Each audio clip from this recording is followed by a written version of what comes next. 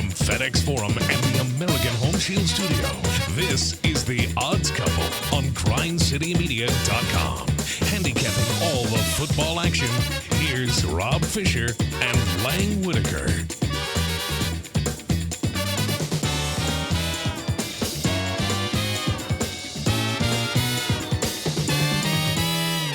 Hello, good people. Welcome to The Odds Couple. After a week off, we're back for bowl season.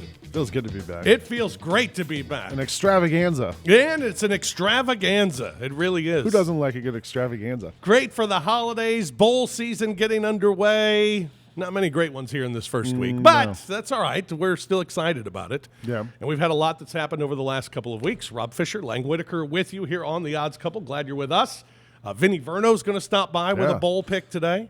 Lance Taylor is going to join us here in moments to talk about the bowls coming up and the news in college football over the last couple of weeks. And we'll have our picks for week one of the bowls. I'm just going to go out on the record and say this.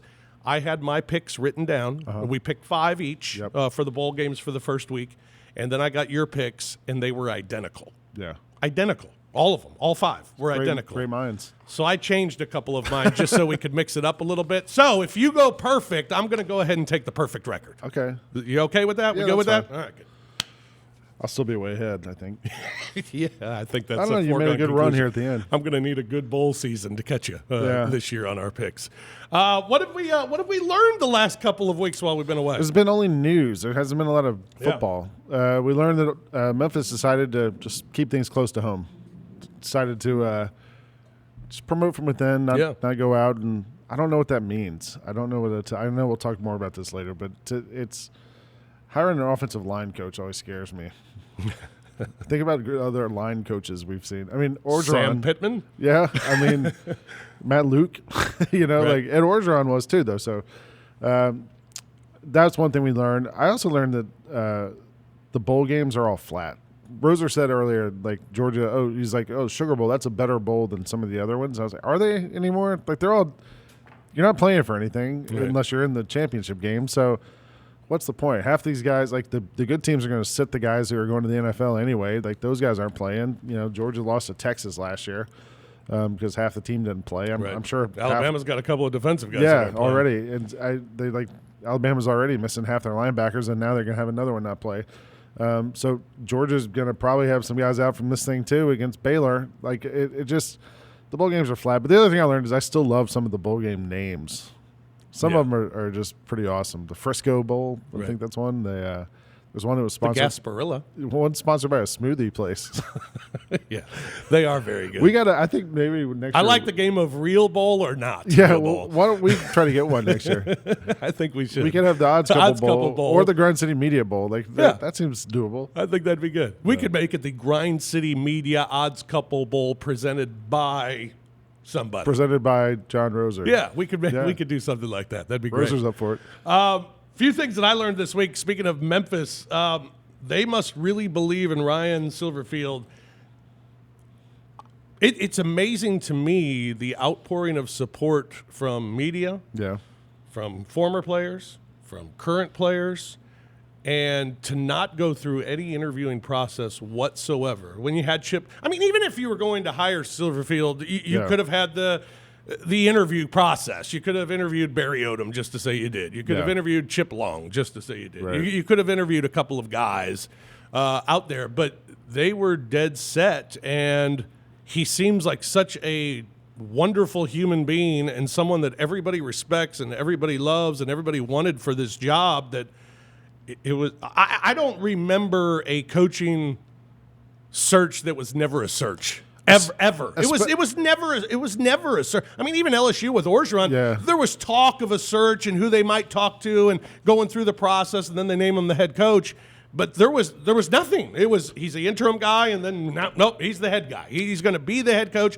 I hope it works out. I hope it's great. I hope he's wonderful, and they keep going and going strong. And from all indication, from everybody who's played for him, they all believe that he's the right guy for the job. And it was just a weird non-process. For not being a Power 5 school, though, this was probably the best job in the country outside the Power 5 that was available. Sure. they could have had a lot of people. I'm sure if they had put up a LinkedIn post that they were trying to hire somebody, they could have got a lot of emails. I'm sure there was a lot of interest in this job, and for them to just say, this guy, he's it. It was just a weird it was weird how it came about. But It's their second straight coaching search where there's been no search.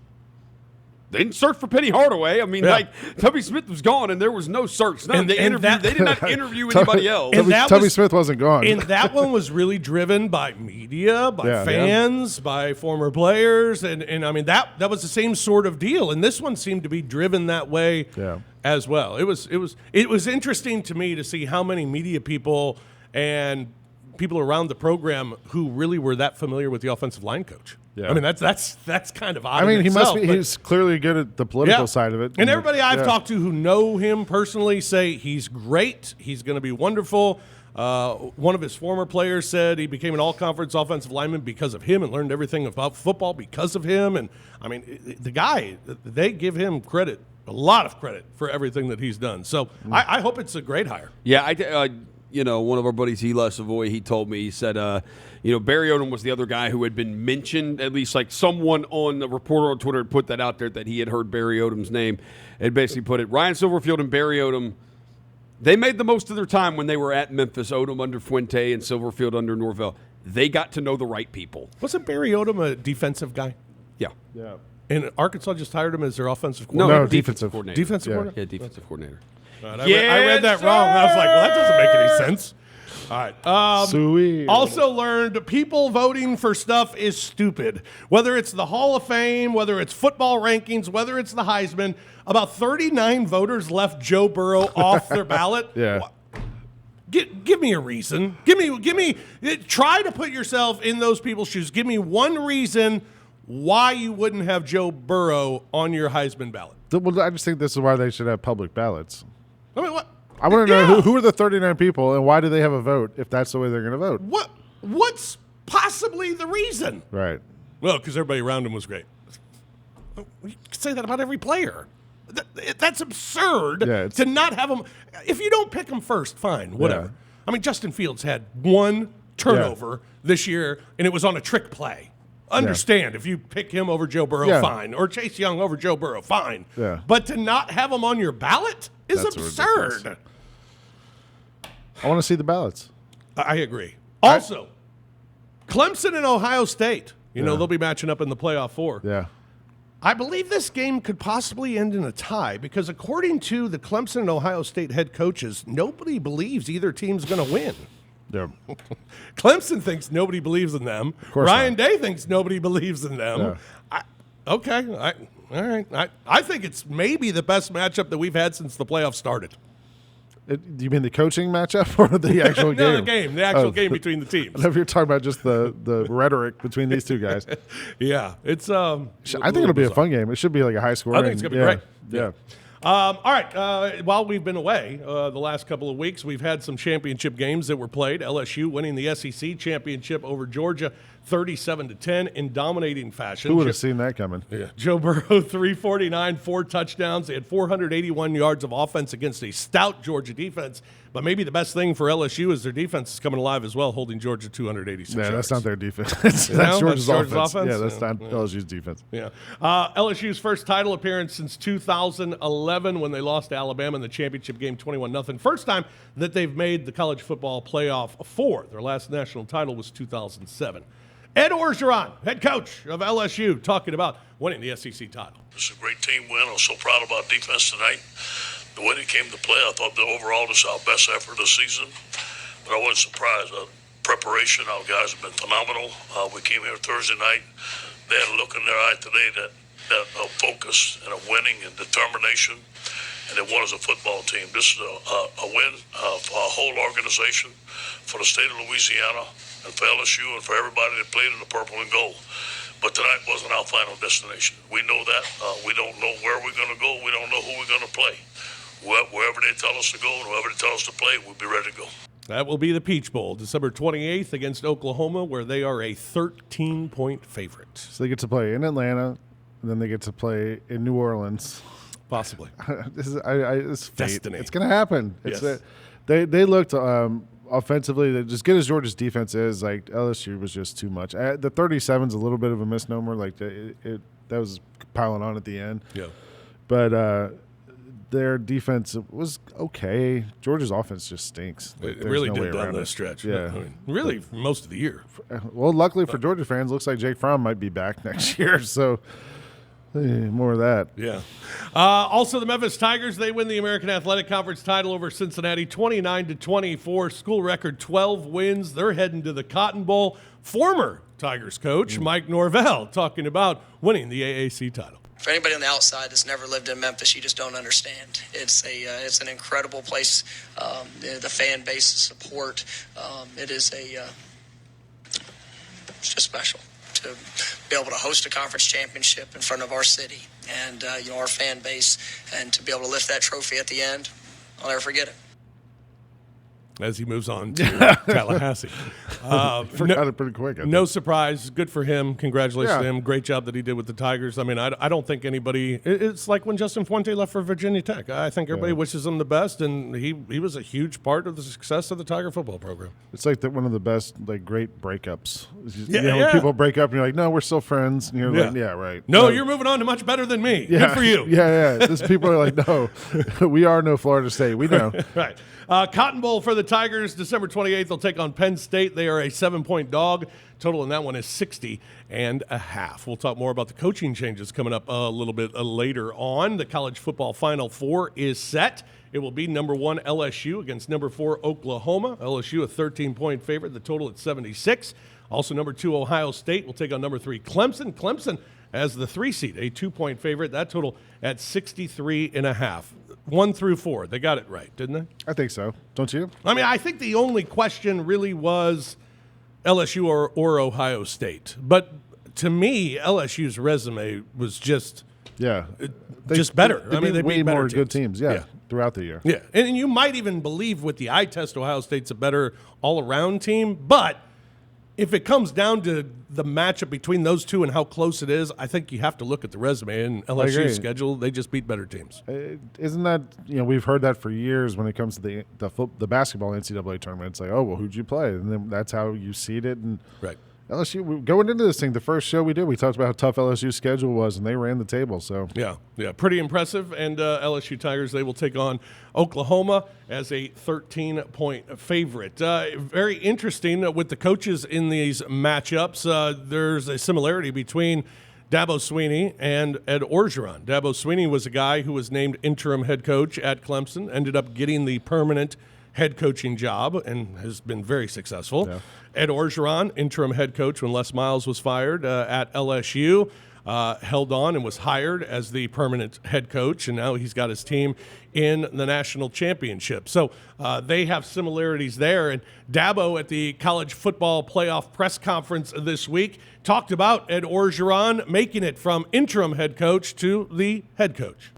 Incredibly special, to be able to be a part of that type of situation, because the chances of it all coming together and then you getting the job usually is against you, and so I certainly followed Coach O and all that he's done, and pulled for him. And it's great to see him get the opportunity. And I think at the end of the day, you got to be a good fit.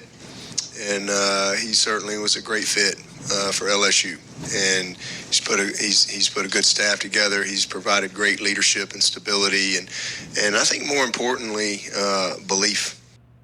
It's been unbelievable. Well, what he's done at LSU. Made me think about Ryan Silverfield being the interim coach, and although he was interim for about 2 days. Well, still, yeah. Let's welcome into the program from WJOX in Birmingham, host of the Roundtable. Also, you can get his picks daily at lanceslock.com, and he's on Twitter at the Lance Taylor. Lance Taylor joins us here on the Odds Couple. Hello, Lance.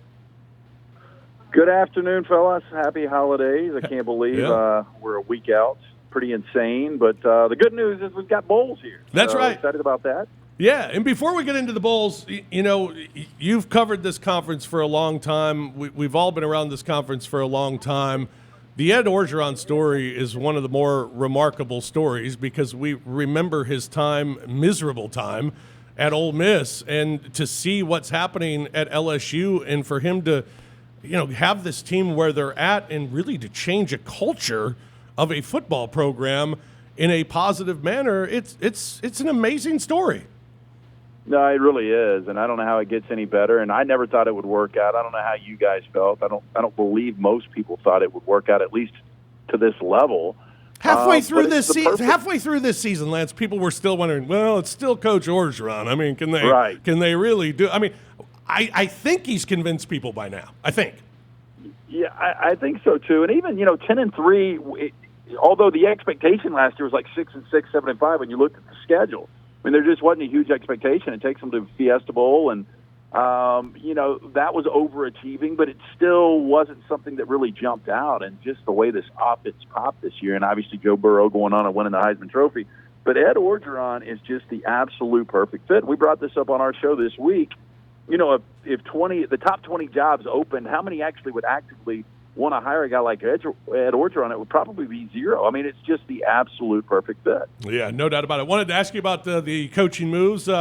Florida State, because obviously it involves Mike Norvell from the University of Memphis with Florida State, Ole Miss with Lane Kiffin, Sam Pittman at Arkansas, and Mizzou getting the Appalachian State coach as well. Who do you who did a good job, and who do you question, if anybody?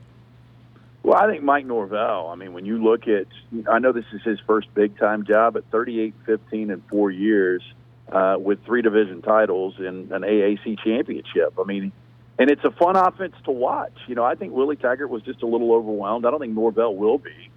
So, and you take over Florida State, and it's a program that obviously has won championships before, and there's one team you got to battle with. And look, it's a monster in Clemson, but if you can somehow navigate Clemson or at least be the second best team in the AAC or the ACC, you've done something there. So I think Mike Norvell might be the best hire of anyone out there. As far as the buzz immediately, it's got to be Lane Kiffin to Ole Miss. I mean, he's got the brand, and you look at his previous coaching stops, and not a good job with the Oakland Raiders, obviously, not a bad job in retrospect in Tennessee.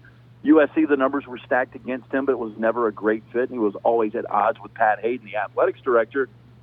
But what he did at Florida Atlantic, you can't really deny it. Year 2 was a little weird, but winning 2 league championships in 3 years, and that was a dominant team in CUSA this year. But you get a brand in Lane Kiffin. He's going to be able to recruit. We'll see if it translates to wins. I don't necessarily think he's going to be able to get it to the level that Hugh Freeze did. But if you're winning 7 or 8 games at Ole Miss a year in the SEC West, that's pretty good. Yeah. Lance, we were talking about the playoff 4. The 4 right teams are there, no doubt about it. And then maybe if you want to question Ohio State, LSU 1-2, you could go ahead and do that. But they got the 4 correct teams. I was always a fan of the possibility of an 8-team playoff, but the more I think about it and the more I look like it this year, I don't see the need. I don't know why you would need the 8-team playoff. And people would say, well, teams like Memphis would have that opportunity. The non-Power 5 schools would have a chance to get into the playoff, but they're not even going to give a non-Power 5 team a chance. I mean, they would be 8 every single year and have to go against the best team in the country. And really, what's the point of even playing that game? Yeah, I don't know if we actually do it like that. I don't mind having your 5 power conferences get automatics, and then we have 3 wild cards. And if one of those, you go back and you look up the history. Some Utah teams, some Boise State teams, some TCU teams back in the day before the Big 12, those teams would have gotten in an 18 playoff. This is not the year really to break this down because we've got such separation with 1, 2, and 3 and everyone else. And you're right, the 4 teams were deserving, but Oklahoma, to me, not even close to what they're going to match up with it at LSU. So this is just the atypical year. I think we can find some years where it would be fun to have teams 5, 6, maybe even 7 in there, but this ain't the year. Yeah. Well, we're excited that the bowls are getting underway. Do any of the games this first week excite you? The Boca Raton Bowl, Florida Atlantic doesn't get to travel, but they host SMU, and they're 3.5-point underdogs. Florida Atlantic 9-4 against the number this year. Lane Kiffin won't be there, but I still think Florida Atlantic will play well in their backyard. I like Florida Atlantic plus 3.5. That's one of the early bowls. And one of my absolute favorites in the Las Vegas Bowl, Washington taking on Boise. This is a Boise team that obviously went 12-1 and won the Mountain West. Washington, an utter disappointment, going 7-5. This number's gone from Washington 3 to 3.5, but I like Washington. I think Jimmy Lake taking this program over. I think they prove a point here. I think Eason plays well, and I like the Huskies minus 3.5. Probably my favorite early bowl game. Minus 3.5. NFL, we learned Drew Brees is really, really good this week in the NFL. What's standing out with you over the last couple of weeks with the NFL? Well, as good as Baltimore has been, and they haven't lost it in September, I still think we've got a lot of parity at the top. I believe Baltimore is the best team in not only the AFC, but probably in the NFL right now. But I'm not going to sleep on Kansas City. You never can sleep on New England, although they've struggled recently. And when you look at the NFC, San Francisco just last week goes into New Orleans and beats the Saints, and then they turn around and lose at home to the Falcons, and the Saints go out and Drew Brees plays one of the best regular season games we've ever seen by a quarterback. But when you've got Aaron Rodgers in the mix, you've got Russell Wilson in Seattle, I just think we've got a ton of parity, and I think the postseason is going to be a lot of fun. It's going to be very interesting. Now, you got a pick for the NFL this week? Yeah, look, they laid an egg this past week, and I did have the Texans plus the 3 against the Titans, but the Titans hosting New Orleans.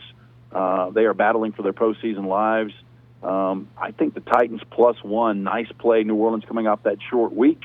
As good as Drew Brees looked, I think he will obviously dial it back. He's not going to complete 97% of his passes on the road against the Titans. I think Tannehill will bounce back. Derrick Henry will get some yards against that defense. I like the Titans plus 1. Sounds good. Lance'sLock.com. Get some holiday money this holiday season. What do folks get when they go to the website? Rob, it's a great stocking stuffer. Think about the degenerate gambler in your life for $90 a month. They get everything: college basketball, the NBA, all of the bowls, the NFL. Which, by the way, we're 15-7 as of today in the NFL in December. So just jump on board. We give a free play away every single day. Just go to Lance'sLock.com. You can monitor right there. We're really transparent. It's only $90, $3 a day. Great stocking stuffer, Lance'sLock.com. Sounds great. Have a Merry Christmas. We will talk again next week, and we'll get into some of the SEC bowls and the playoff 4 as well. Thank you very much, man. You guys have a happy holiday. Thank you. Thanks, Lance. Lance Taylor joining us from the Roundtable WJOX in Birmingham. And again, check that out, Lance'sLock.com, and on Twitter at the Lance Taylor. Watching the NFL this week, it's weird to me because you look at some of the records of these teams and you wonder how I think the parity is there because talking to some Packers fans, they're like, yeah, we're 11-3, but I don't know how good we are. Patriots, everybody's down on the Patriots, and their record's amazing. San Francisco laying the egg this week as well. So it's the best teams in the league all have questions. Roser's not even making eye contact with me. Oh, he knows. About the 49ers and the Falcons game. He knows. Yeah. Oh, he's not even commenting either. Best teams in the league have questions, and I think that's going to make the NFL the stretch run and the postseason. It feels like anybody can win any game. Baltimore seems to be the only team that feels like they're still riding high and continuing. I was looking for this, a Roser reality I'm going to hit you with. According to Elias Sports, this is just the second time since the NFL switched to a 16-game schedule in 1978 that there is a 4-way tie for the NFC lead with 2 weeks to play or fewer. The last time it happened was 2014 when there were 5 teams at 11-4. Wow. All right. It's a reality. Those are reality. Yeah. We'll take a break here on The Odds Couple. When we come back, we'll talk about some of the coaching changes around college football, including here in Memphis. Also, we'll talk about the playoff 4 and playoff expansion if it's needed. We'll do that when we come back here on The Odds Couple on Grind City Media. Millions of fans have witnessed the concert experience that launched a one-of-a-kind rock holiday tradition. Trans-Siberian Orchestra, live in concert. The all-new Christmas Eve and Other Stories, presented by Hallmark Channel. December 19th, FedEx Forum. Tickets are on sale now at Ticketmaster.com. Another Beaver production. WWE returns to Memphis for the first time in 2020 with Friday Night SmackDown. Friday night, January 3rd at FedEx Forum. You'll see Roman Reigns. You must have not got the memo. Braun Strowman. Somebody is going to get these hands. Sasha Banks. SmackDown Women's Champion Bayley. The Feed, Bray Wyatt, and more. Don't wait. Great seats are available now at the box office and Ticketmaster. Grizz Nation! Download the all-new, all-access, all-in-one Grizzlies mobile app.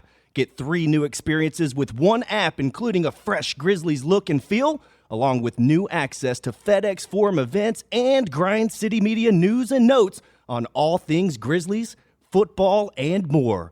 From podcasts to purchasing tickets, playing Pop-A-Shot, and more, the new Grizzlies app has it all. So don't delay.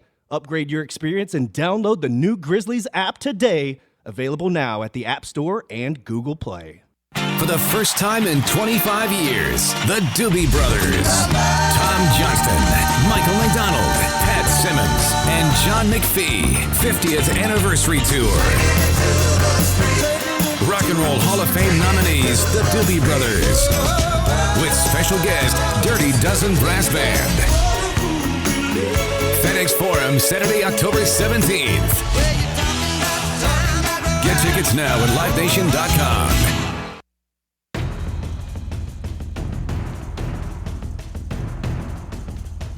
Welcome back to GrindCityMedia.com, live from FedEx Forum and the American Home Shield Studio.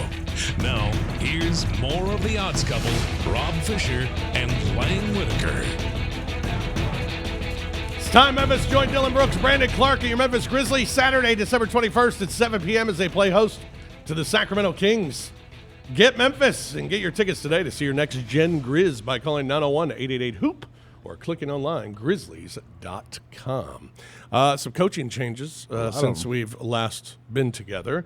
The Memphis Tigers making Ryan Silverfield their interim coach, then quickly naming him the head coach of the football team as he takes over for the Memphis Tigers. A national search. The last 2 hires brought in a guy, Justin Fuente, who no one had heard of. Yeah. Then they brought in a guy, Mike Norvell, who no one had heard of, and both had amazing success with the University of Memphis, and both have moved on to big-time ACC programs, and now they bring in Ryan Silverfield, who people have heard of because he's been on the staff. As we talked about earlier, interesting that there really was no process that Silverfield's named a head coach. Like you mentioned, the Fuente and Norvell hires were both like grand slams, right? Like not even home runs. They were about as perfectly done as you could do. And it makes me feel like Silverfield's got like the rule of averages is kind of working against him, maybe. Sure. Because it's hard. It's a high bar. It's hard to hire a coach to come in and do what those 2 guys did. It's almost impossible to do it 2 in a row, and they did it. 3 in a row? Like, and also the other question is like, what bar is left for them to get to? Yeah. Like they had game day here. They won the conference. A perfect season maybe, but like other than that, like Cotton Bowl. Yeah. What's bigger?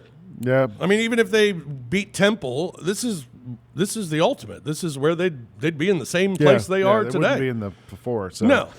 I think it's interesting, I think that the other 2 coaches, although they might not have necessarily had it first thing on their mind when they came to Memphis of I'm going to Memphis so I can get a big time job somewhere elsewhere. Because Mike Norvell could have moved on earlier if he wanted to, and Justin Fuente probably could have moved on earlier if he had wanted to, but it doesn't feel that way with Ryan Silverfield. Yeah. I mean, it feels like this is really the job that he wants and a destination job, and I think that's attractive for Memphis. I think he said something like that in the press conference. He said, I'm not trying to move on somewhere else. Here's the thing. When Norvell took the job, when Fuente took the job, they weren't trying to move on anywhere else. They just wanted this job. They wanted a job, yeah. Yeah, and then after you do it for a couple of years, and that might just end up being unless somehow the playoff thing changes, that might be what this job is for the next while. Yeah, it'll be interesting. Silverfield at his press conference talked about coming a long way.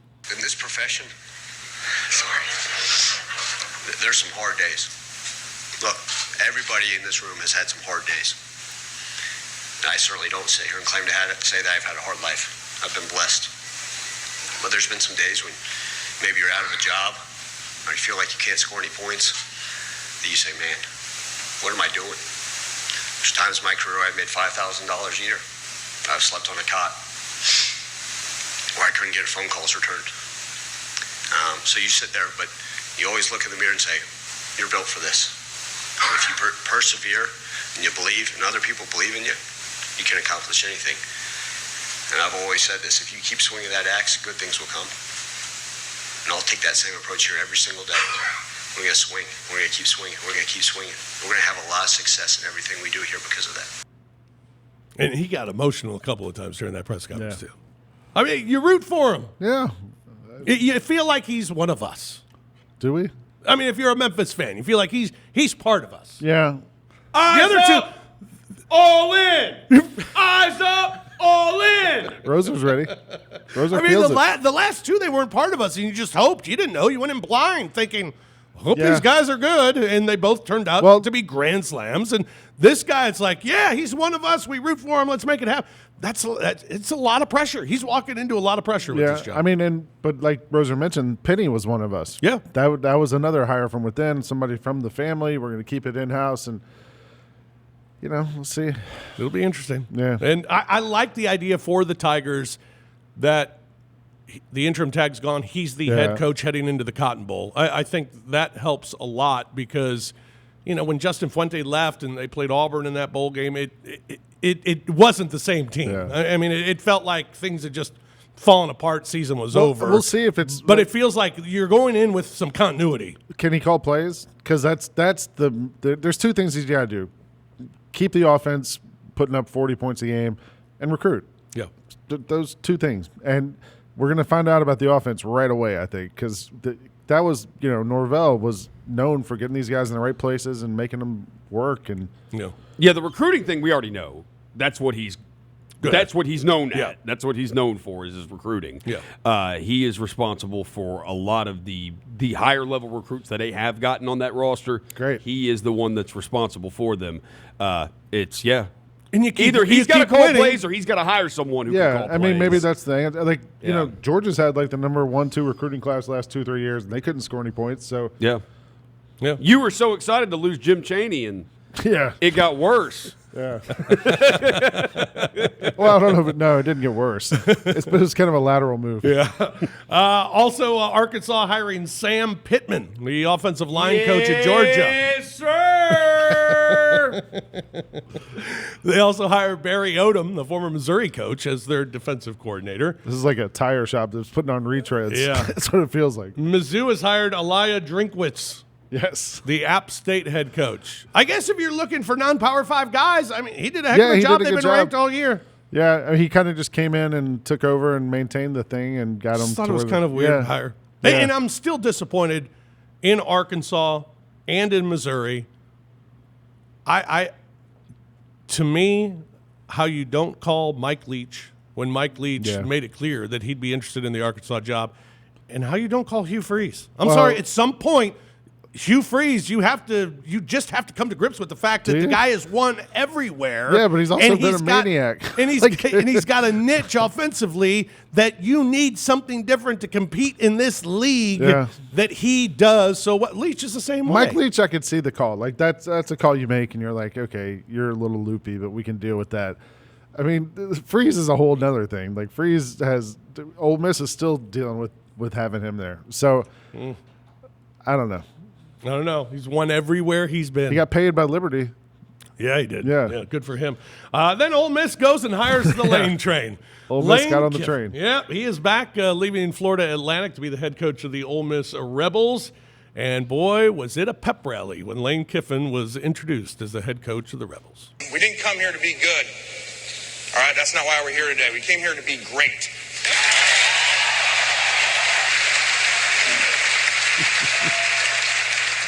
And this was not hey, we're going to take a job just to get back to the SEC. I did an interview just yesterday, and someone said, well, this place doesn't have tradition like the places you've been. I said, well, I know what tradition is. I remember this. I remember at Alabama coming down here playing this matchup, and in 3 years we only lost 2 games, and they were both to Ole Miss. Message to recruits around the country. If you want to be featured at the highest level in the best conference in the world, compete for championships, and be completely prepared for the NFL with a pro mindset, which is what we do every day with these kids, okay? A pro mindset so that you can come here, you can win championships in the best conference, and you can get drafted the highest by coming here. There's no reason to go anywhere else but come right here to Ole Miss. Yeah. Why does he always sound like he's super nervous and he's about to pee down his leg? He was the same way in Knoxville too. At his introductory press conference, he's like, "We're gonna go to Gainesville. We're gonna beat Urban and sing Rocky Top all night."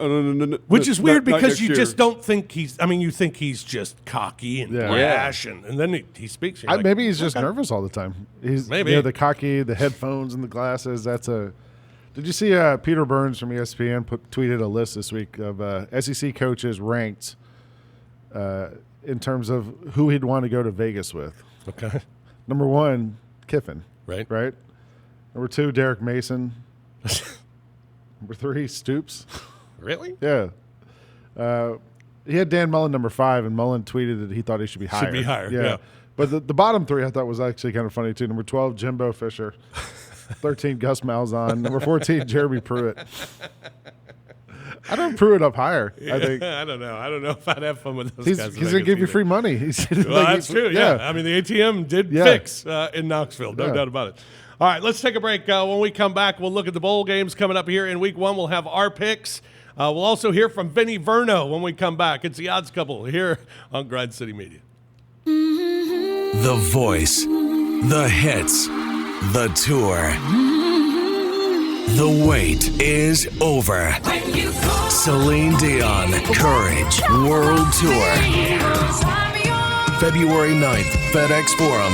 The first North American tour in over a decade. Reserve seats on sale now at Ticketmaster.com. Celine Dion. Produced by Concerts West. Get tickets now. Having sold more than 100 million records worldwide, the iconic Cher returns. Here We Go Again Tour 2020, performing hits spanning her entire career. FedEx Forum, March 16th. Featuring special guests Nile Rodgers and Chic. Get tickets now at LiveNation.com. For more, visit Cher.com. Grizz Nation. All new 10, 22, and flex packs for the Grizzlies 2019-2020 season are on sale now. Save big on single game prices and guarantee your seats to the best games and promotions for the upcoming year, including the Lakers, Warriors, and more. Choose from half season, weekend, and big game plans, plus enjoy extended payment options, all starting at $12 per game. Get your new pack today and call 901-888-HOOP or shop at Grizzlies.com. Art, sound, and sensory overload. Tool Live. Friday, January 31st, FedEx Forum. The new album, Fear Inoculum, out now. Tool. Get your tickets on sale now at LiveNation.com. Tool, presented by Live Nation. Welcome back to the Odds Couple on GrindCityMedia.com. Live from FedEx Forum and the American Home Shield Studio. Here's the Odds Couple, Rob Fischer and Lang Whitaker. Hey, Grizz Nation, tip off the new year at the Grizz Bash, a Grizz-styled game night featuring cocktails, games, and more. That's Thursday, January 9th at FedEx Forum. Battle Jaren Jackson Jr. in the ping pong tournament.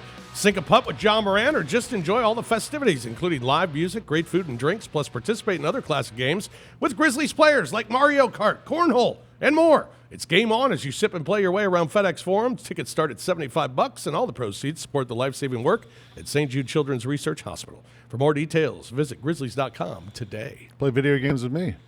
There you go. Yeah. Good luck with that. We welcome you back to the Odds Couple. Rob Fischer, Lang Whitaker with you. Vinnie Verno joins us here in a moment.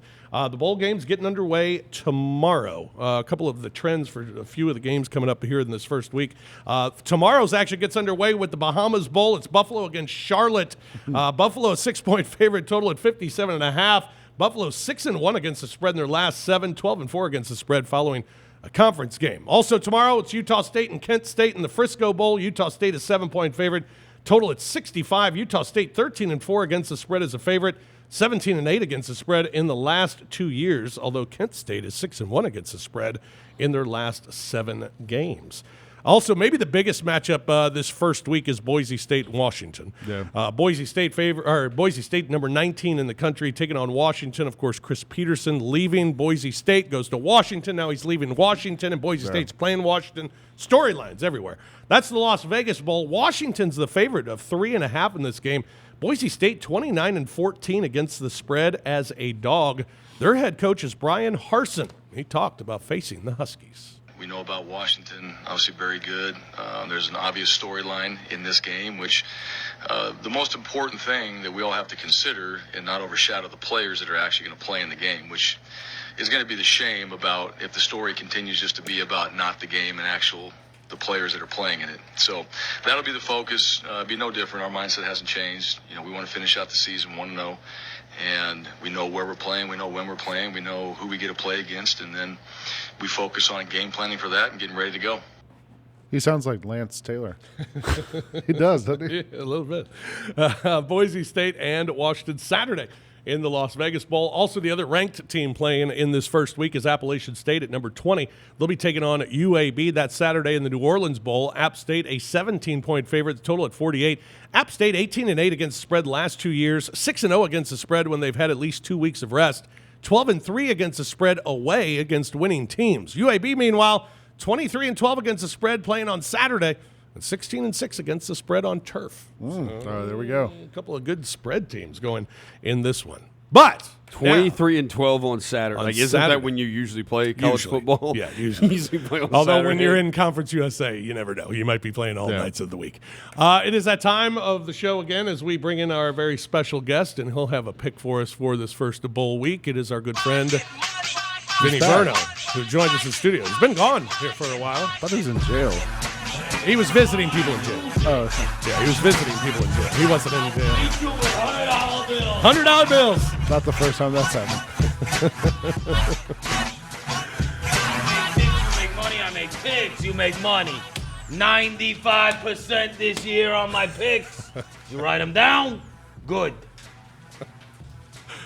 Bowl season is upon us. Actually, Vinny, I've got your record down here as 9-12. And time for the bowl.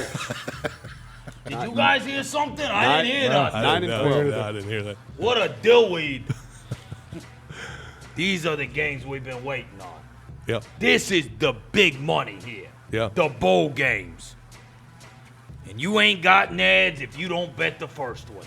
And let me tell you something, you're in luck. I own the Bahamas Bowl. Oh, yeah? Oh. It is the Makers Wanted Bahamas Bowl. Now, I thought this was a variation of Maker's Mark. Have you ever drank Maker's Mark? Yes. You ever drank Maker's Mark? Yes, sir. I drank Maker's Mark. I drank so much Maker's Mark How one much did night. you drink? I took the hottest chick at the bar home.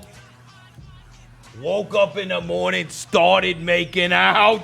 Huh? Right. Yeah. Looked up, it was my friggin' dog. I don't even know if there was a girl ever at my house. Don't drink Maker's Mark.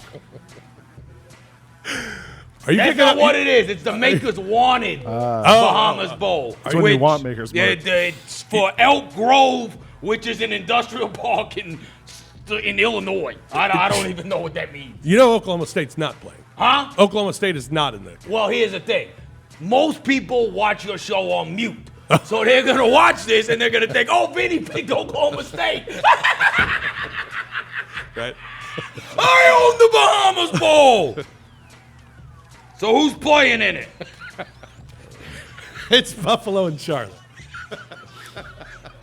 Don't act like I didn't know that. Buffalo and Charlotte. That's who's playing. Buffalo was second in the MAC. Charlotte was fourth in Conference USA. Charlotte played against Florida Atlantic. Slaughtered. Played against Florida International House of Pancakes. Slaughtered. Played against Western Kentucky. Slaughtered. They suck. Buffalo, meanwhile, killed Eastern Michigan, killed Central Michigan, and then bombed out Temple. Unbelievable win. That's a real team, this Buffalo. They're only laying 6.5 against Charlotte. And Lance Leopold is the coach of Buffalo. See, you guys thought I didn't know about the Bahamas Bowl. Yeah. Lance Leopold won 6 national championships in Division III. Wisconsin Whitewater. Lance Leopold. Bahamas Bowl. Always my biggest bet of the year. And we're putting every bit that we won this season on Buffalo minus 6.5 over Charlotte. Did you look to see who they were playing again? The makers wanted No, Bahamas he knows Bowl. who's in it. Okay. Ohio State. Oklahoma State. No.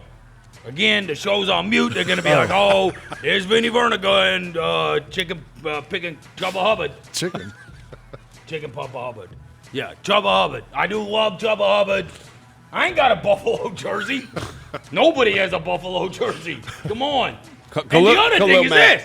These kids have been friggin' freezing for like 2 months, and they're going to the Bahamas. You get a thawed-out Buffalo team.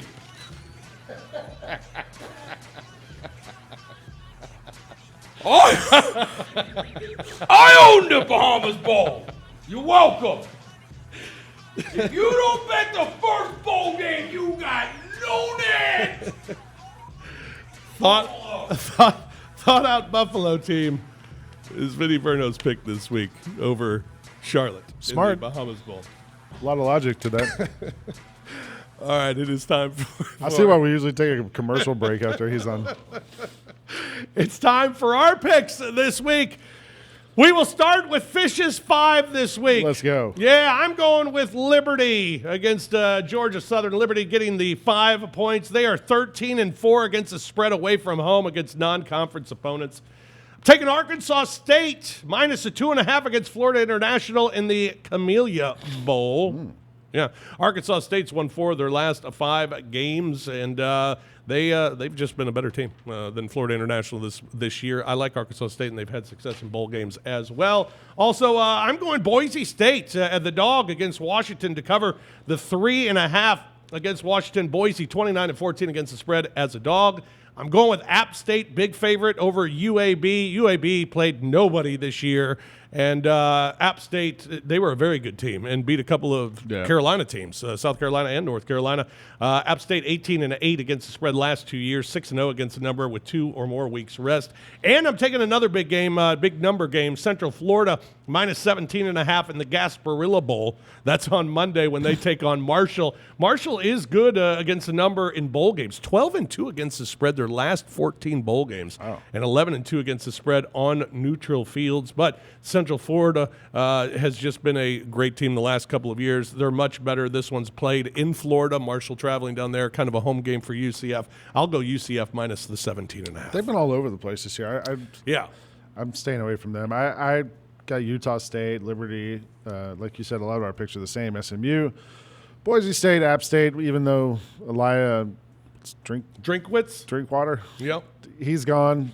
But I think they're gonna win big. But for the most part, we're kind of on the same page in this first little set of games. Yeah.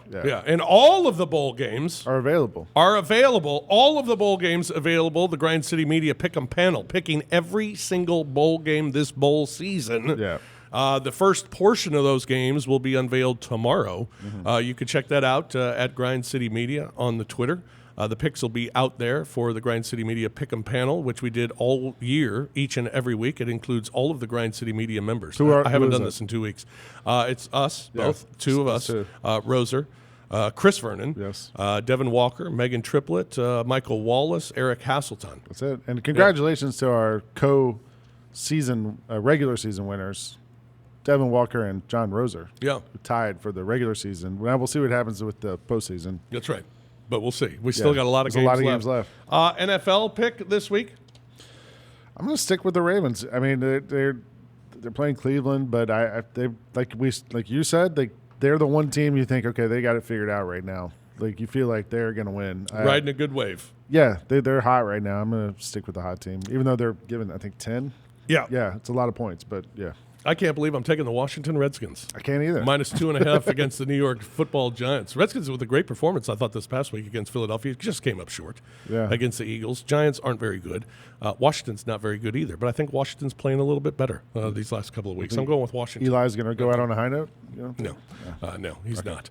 Roser, John Roser, who you got this week? All right, college. I'm going to go. I actually agree with Lance Taylor. I think Washington's going to cover the 3.5 against Boise State. I don't really love any of these games, but I do think I think there is the emotional thing of this is Chris Peterson's final game, also against his former team. I think they're going to show up big time, and I think they will. I think they'll cover it. NFL. My pick was probably going to be, as what I told Kimball, the Arizona Cardinals plus the 10. Against the Seattle Seahawks. Seattle, 10 of their 11 wins this year are by one score. One score. So they don't blow people out. They play close games. So I like the Arizona Cardinals plus the 10. It's 9.5. Buy the hook. Buy the extra half. Make it plus 10. Now, if you want to parlay that, you can parlay that. We do. With the Dallas Cowboys are going to kick the ever-living crap out of the Philadelphia Eagles this weekend because the Eagles suck. That's not an impressive game from the Redskins. The Eagles are horrible. Well, so do the Giants. The Eagles are horrible. The Cowboys the really Giants good suck either. too. Yeah, but Dallas is the difference. Dallas has 12-4, 13-3 talent. Philadelphia was overrated to begin with before the season.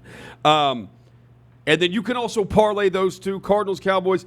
And then you can parlay on top of that 49ers minus the 6.5 against the Rams.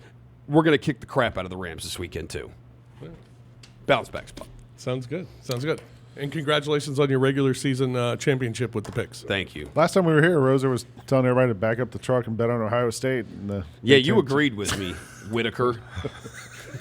Ohio State was very good to you, though, this year. Yes, they were. Most of the season. They covered for that one That's aberration.